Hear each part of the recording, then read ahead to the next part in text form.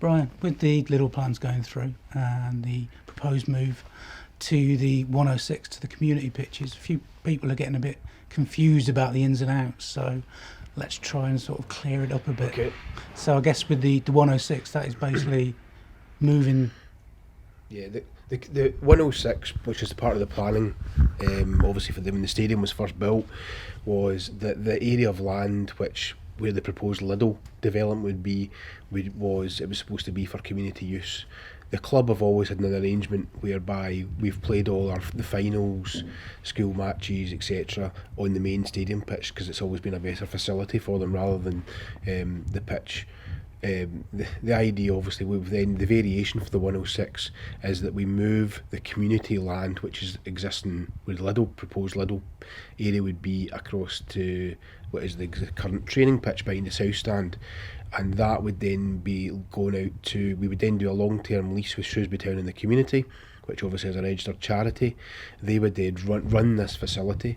Jamie's very confident that he could apply for grant funding to upgrade the surface into a 4G pitch, which would provide Shrewsbury Town in the community a 4G pitch behind the south stand that they could use, whether that's for people to hire out for boys clubs, girls clubs. It could also obviously enhance his community activities.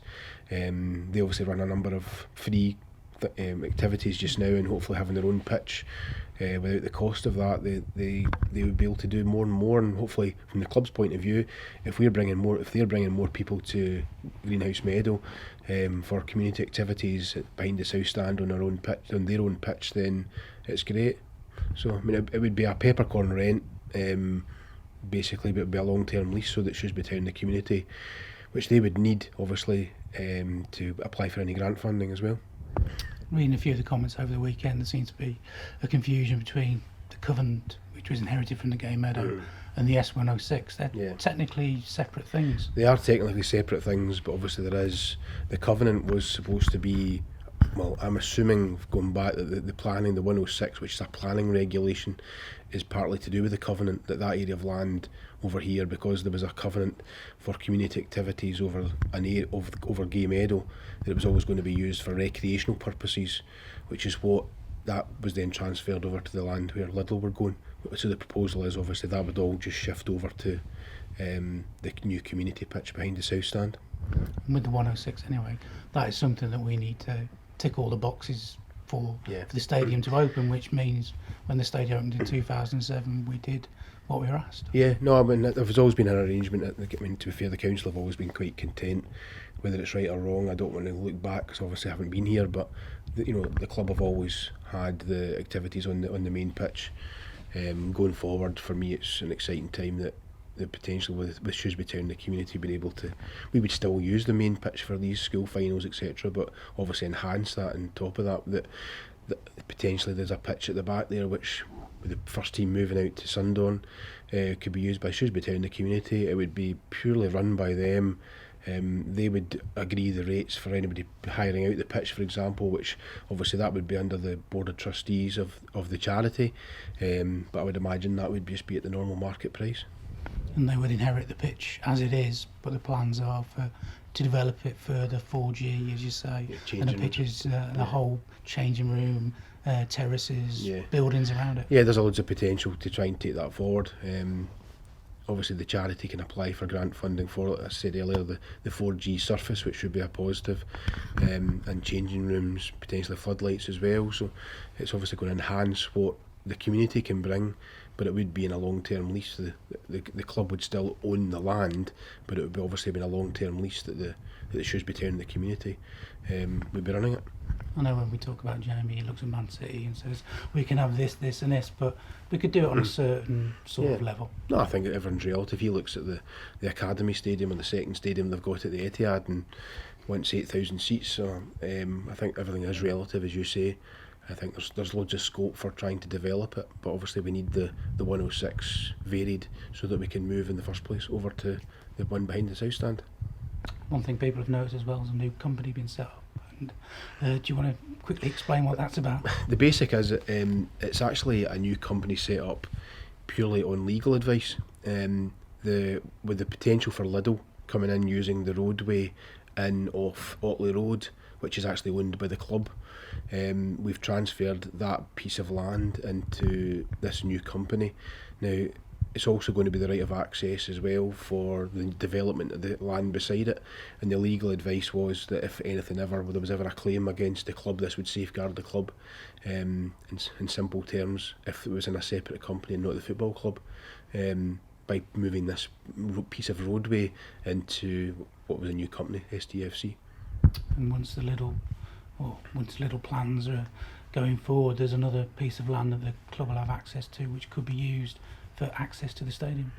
Yeah, we actually keep within the Liddell planning.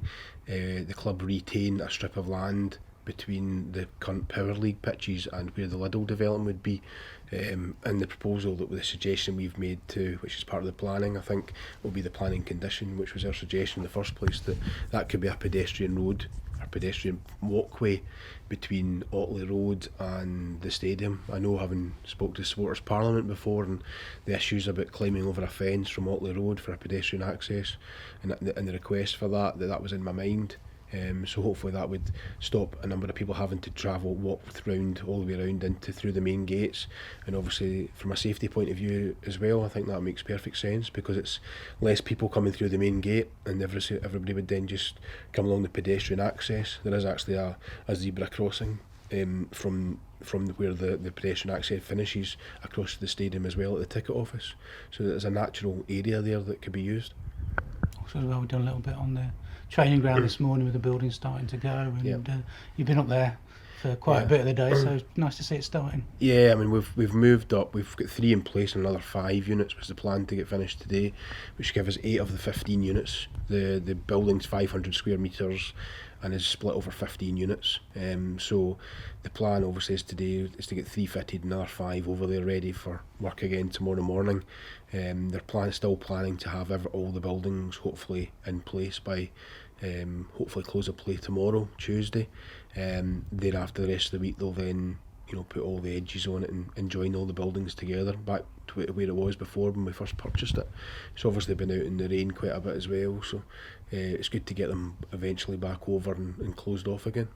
And with modular buildings anyway, the idea is to basically not gut them, but a lot of things have got to be taken out and then renewed. We basically it's the shell of the building we really purchased.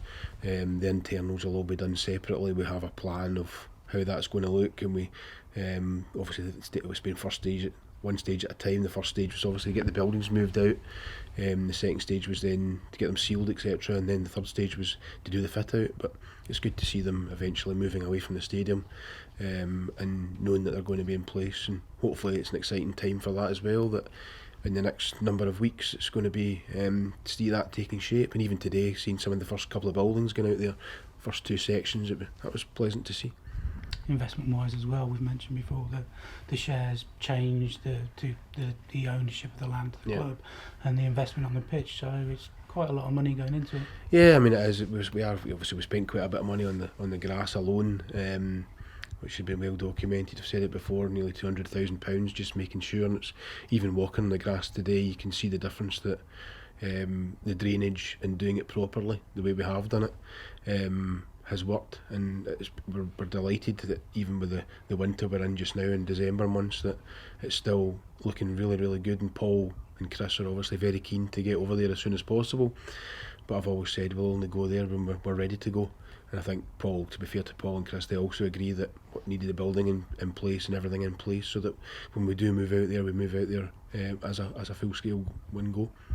I guess as well then that makes it special, as opposed to going down now on a pitch with no facilities. You can actually open it and it can be usable from the day. No, absolutely. I think that's right. I think it's important we get it. We get the whole thing finished rather than half a job. The players are coping with what they've got just now over at the back, the current training pitch. So no, it's we obviously want to do it, and it'll be a huge step forward. I think also as well, it's one that he'll be telling any targets he's got for January, that hopefully in the not too distant future in the new year we'll be out there in our own training facility.